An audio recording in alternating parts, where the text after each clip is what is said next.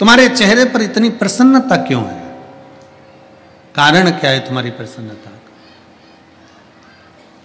क्यों प्रसन्न? नारद जी कह रहे हैं आज पहली बार मेरी बहन ऋषिका ने मुझे भोजन करने के लिए बुलाया है।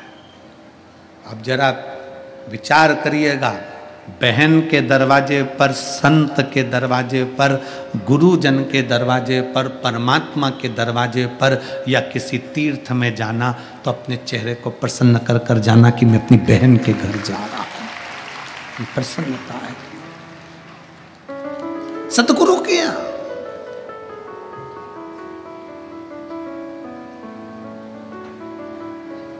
$390 गुरु मिले थे राजा परीक्षित को।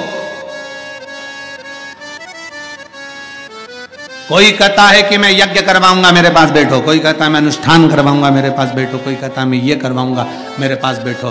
390 ऋषि गुरुजन मिले, सबने कहा मैं ये कराऊंगा। तो राजा परीक्षित कहते हैं मुझे केवल 7 दिन मिले हैं और 7 दिन में मेरे प्राण छूट जाएंगे, बताओ मैं क्या करूं। कोई के हवन कराएंगे, कोई के यज्ञ, कोई अनुष्ठान, कोई ये तपस्या, कोई तप, कोई साधना। तो राजा परीक्षित ने कहा मैंने सुना है कि तप साधना तो हजारों वर्ष तक हो जाए तो भगवान मिलता है, यज्ञ करते करते थक जाओ तब भगवान मिलता है। कोई साधारण सा सरल सा तरीका बता दो जिससे परमात्मा मिल जाए। 390 गुरु मिलने के बाद 391 नंबर के थे श्री सुखदेव जी महाराज, जो शंकर का एक अंश थे, जिन्होंने राजा परीक्षित को शिव कथा, श्रीमद् भागवत कथा श्रवण करा दी थी। 391 नंबर के थे। आखिरी में और राजा परीक्षित ने कहा मुझे सर्प डसेगा, मुझे सर्प डसेगा, सांप मुझे डसेगा।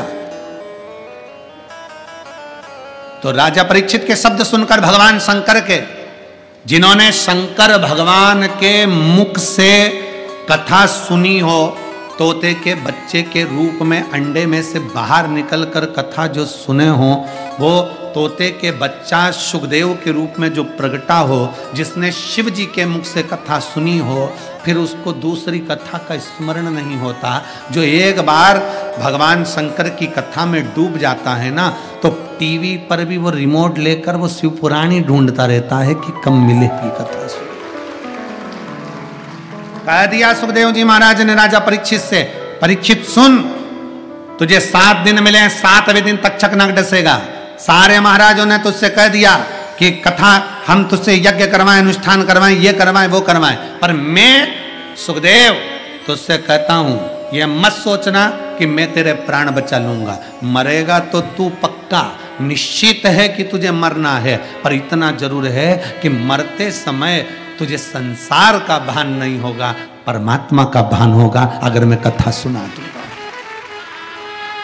शिव महापुराण की कथा करती क्या है? शिव महापुराण की कथा बस यही करती है कि तुम्हारे दुख को शिव महापुराण की कथा काट नहीं सकती, तुम्हारी तकलीफ को नहीं काटेगी, तुम्हारे कष्ट को नहीं काटेगी। शिव महापुराण की कथा क्या करेगी? तुम्हें अंदर एक बल उत्पन्न करेगी। सामने अगर तुम्हारे दुख आ भी गया तो तुम्हें वो बल रहेगा कि उस दुख को तुम कैसे समाप्त कर सकते हो, कि शिव पुराण की कथा बता देगी।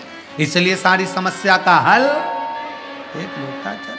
ये शिव महापुराण की कथा सारी समस्या, एक लोटा जल शिव महापुराण की कथा ये दे देती। आपके जीवन में जो तकलीफ है, आपके जीवन में जो दुख है, आपके जीवन में कष्ट है, आपके जीवन में जो तकलीफ है, आपके जीवन में जो कष्ट है, आपके जीवन में जो दुख है, आपके जीवन में जो कष्ट तकलीफ दुख है, वो आपके जीवन का दुख तकलीफ कष्ट केवल आपके एक लोटा जल से मिट सकता है। आपके भीतर का भाव आप प्रकट करिए, शिव तत्व को अपने भीतर प्रकट करिए,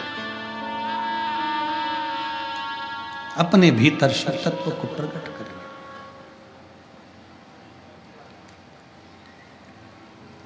तुम इतने प्रसन्न क्यों जा रहे हो? तुम इतने प्रसन्न क्यों? मैं अपनी बहन के घर जा रहा हूं। आप सब लोग शंकर जी के मंदिर में एक लोटा जल